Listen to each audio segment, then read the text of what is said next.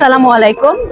আমরা যশোর নারী উদ্যোক্তা ফোরাম থেকে এই মেলাটার আয়োজন করেছিল আমাদের রোজ আপু, এবং এটা এমন একটা প্ল্যাটফর্ম দাঁড়িয়েছে যে যেখানে 40টা স্টল, সমস্ত উদ্যোক্তারা, বিশেষ করে নারী উদ্যোক্তারা, আমাদের যশোরের যত ক্রিয়েটিভ আপুরা আছে তারা এই আয়োজনটা করেছিল। এবং আলহামদুলিল্লাহ আমার মনে হয় সবাই কম বেশি সাকসেস।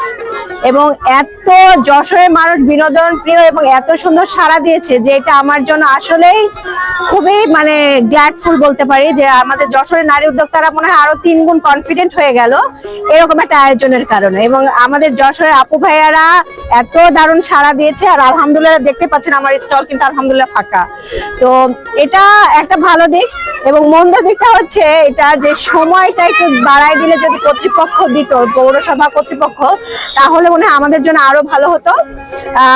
দিনটা আমরা 3 দিন পেয়েছি, এটাও আমাদের জন্য অনেক বড়, কিন্তু সময়টা যে 6টার পরে, সন্ধ্যার পর পরে অফ হয়ে যাচ্ছে, এটা যদি আরেকটু বাড়াই দিত তাহলে আমরা আরো খুশি হতাম।